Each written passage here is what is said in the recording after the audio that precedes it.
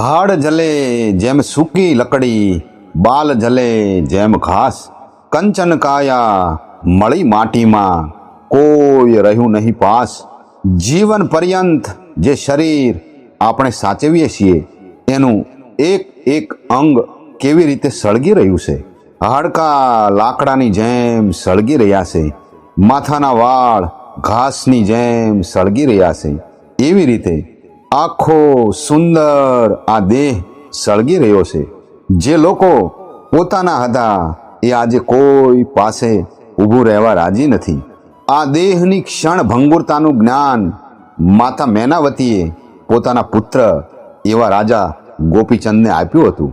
રાજા ગોપીચંદ ઉજ્જૈન નગરીના રાજા ભર્તૃહરિના બહેન મેનાવતીના પુત્ર હતા. લગ્નના ઘણા વર્ષો પછી પણ માતા મેનાવતીના ઘેર શેર માટીની ખોટ હતી. એથી ગુરુ જાલંધરનાથ પાસે પુત્ર પ્રાપ્તિ માટે પ્રાર્થના કરે છે. ગુરુ જાલંધરનાથે પ્રસન્ન થઈને માતા મેનાવતીને પુત્ર પ્રાપ્તિનું વરદાન આપ્યું અને ધીર ગંભીર અવાજમાં કહ્યું કે હે માતા, સાંભળો, જે પુત્ર જન્મે તેની ઉંમર જ્યારે 16 વર્ષની થાય ત્યારે જો જોગ ધારણ ન કરાયો તો એ મૃત્યુને પ્રાપ્ત થશે. આમ જોત જોતામાં રાજા ગોપીચંદની ઉંમર 16 વર્ષની થઈ જાય છે. તેમના પિતા સ્વર્ગે સિધાવ્યા હોય છે. એક દિવસ માતા મેનાવતી ઉપર ઝરૂખામાં ઊભા હતા. પોતાના એકના એક પુત્ર રાજા ગોપીચંદને સ્નાન કરતા જોઈ રહ્યા હતા અને પોતાના પતિની યાદ આવી. એ આવા જ સુંદર હતા અને એમનું પ્રાણ પંખેરું ઉડી ગયું હતું. શું મારા પુત્રને પણ કાળ ખાઈ જશે? ના ના, મારા પુત્રને હું અમર બનાવીશ. આમ અચાનક માતા મેનાવતીની આંખમાંથી દડ દડ આંસુ ટપકવા લાગ્યા. એ અશ્રુબિંદુ રાજા ગોપીચંદની કોમળ કાયા ઉપર પડ્યા. રાજા ગોપીચંદે ઊંચે જોયું તો માતા મેનાવતી રડી રહ્યા છે. તુરંત રાજા ગોપીચંદ માતા મેનાવતી પાસે જઈને રડવાનું કારણ પૂછે છે. માતા મેનાવતીએ રાજા ગોપીચંદને દેહની ક્ષણ ભંગુરતા અને આત્માની અમરતાનો જ્ઞાન ઉપદેશ આપ્યો. માતા મેનાવતી સ્વયં પોતાના એકના એક પુત્ર રાજા ગોપીચંદને ગુરુ ગોરખનાથની પાસે લઈ જાય છે. ગુરુ ગોરખનાથ પોતાના શિષ્ય એવા રાજા ગોપીચંદની પરીક્ષા લેવા તેમના જ ઘેર ભિક્ષા લેવા મોકલે છે અને કહે છે કે પત્ની પાટમ દેવી પાસે જઈ એને માતા કહીને ભિક્ષા લઈ આવો. રાજા ગોપીચંદ મહેલના દરવાજે આવી પોકાર કરે છે, અલખ નિરંજન, માતા મને ભિક્ષા આપો. રાણી પાટમ દેવી અવાજ ઓળખી અને દોડતા આવે છે. બધી જ કન્યાઓ પણ દોડતી આવે છે. સૌ આક્રંત અને રુદન કરે છે અને કહે છે કે તમે અહીં જ રોકાઈ જાઓ, અમારું હવે શું થશે?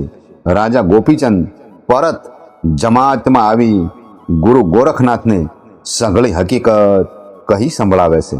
ત્યારબાદ માતા મેનાવતી ગુરુ ગોરખનાથ પાસે જઈ રાજા ગોપીચંદને પરત લઈ જવા માંગણી કરે છે.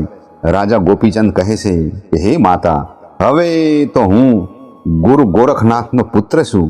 તમારો મારા પર હવે કોઈ અધિકાર નથી.